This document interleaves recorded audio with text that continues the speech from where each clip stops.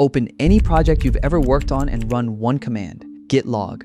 You'll see a list of your commits scrolling back through time. And almost everyone believes the same thing about what they're looking at, that Git is quietly tracking your changes, saving your edits, remembering what you added and what you deleted. That's the story we're told. It's also wrong.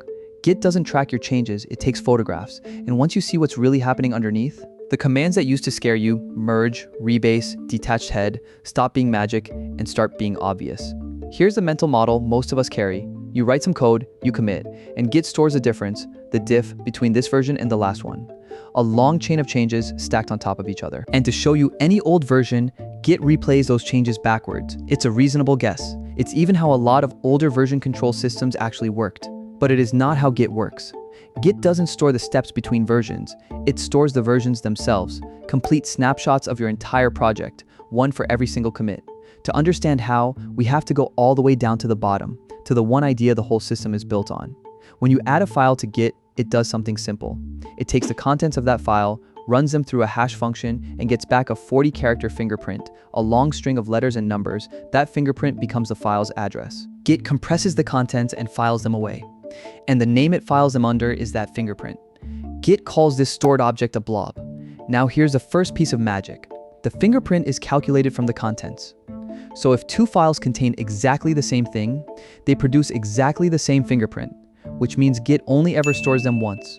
Copy a file 1,000 times across your project, and Git keeps a single blob change just one character and the fingerprint changes completely, so it becomes a brand new object, stored right alongside the old one. Nothing is ever modified in place, nothing is overwritten, but a blob only knows about content. It doesn't know the file's name, and it doesn't know which folder the file lives in. That's the next layer up, the tree. A tree is just a list. It maps names to fingerprints. The file called app.js points to that blob. The folder called source points to another tree. So a tree is a snapshot of one directory. And because folders contain folders, trees point to other trees all the way down. Your entire project, every file, every folder, collapses into a single top-level tree with one fingerprint that stands for the whole thing. And that, finally, is what a commit really is. A commit is not a diff. A commit is a tiny object that points to one tree, a complete snapshot of your project at that instant, plus a little extra, who made it. When they made it, a message describing it, and, crucially, the fingerprint of the commit that came right before it. That's the photograph. Every time you commit, Git takes a full picture of your project and staples it to the one before. So a commit isn't a change. It's a moment frozen with a finger pointing back at the previous moment. Follow those fingers backwards, and you get your history, a chain of snapshots, each one pointing at its parent. This is the secret shape of every Git repository, a graph of commits linked together by fingerprints, and because every fingerprint is built from contents, and a commit's contents include its parent's fingerprint, you cannot change anything in the past without changing everything after it. Edit one old commit, and its fingerprint changes. That changes its child's fingerprint, which changes the next one. The entire chain downstream lights up as different. Git history isn't just a log you can quietly edit. It's tamper-evident. The fingerprints lock it together. So if commits are snapshots chained together by fingerprints, where do branches fit in? This is the part that quietly breaks people's brains, and it turns out to be the simplest piece of all. A branch is not a copy of your code. A branch is not a folder full of files. A branch is a sticky note. It is one tiny file, about 40 characters long, that holds the fingerprint of a single commit. That's the entire thing. The branch called main is just a note that says, the latest commit is this one. So when you create a new branch, Git doesn't copy anything. It writes one more sticky note, pointing at the same commit you're already on. That is why branching in Git is instant. Even on a project with 1 million files, you're not duplicating the project. You're writing down one fingerprint. And there's one more sticky note that matters, head. Head is the note that points at the branch you're currently on. So when you make a new commit, 3 things happen in order. First, Git snapshots your project into a new commit, pointing back at the current one. Then it slides the branch's sticky note forward onto that new commit. Then head comes along for the ride, because head was pointing at the branch. That's all committing is, creating one object and moving 2 pointers. And checking out a branch, Git simply moves head to a different sticky note and rebuilds the files on your disk to match that commit snapshot. Switching branches isn't editing your files. It's changing which photograph you're looking at. Now the scary command stop being scary.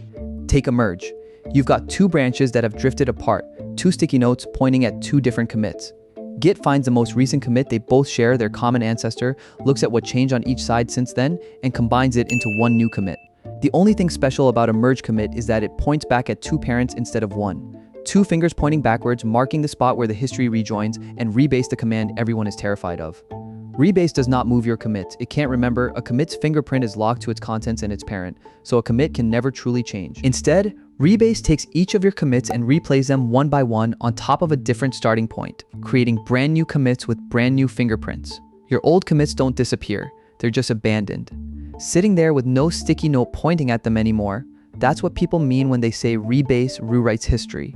It doesn't edit the old snapshots, it builds fresh copies and leaves the originals behind. Step back, and the whole design clicks into place. Everything in Git is an object with a fingerprint, blobs, trees, and commits.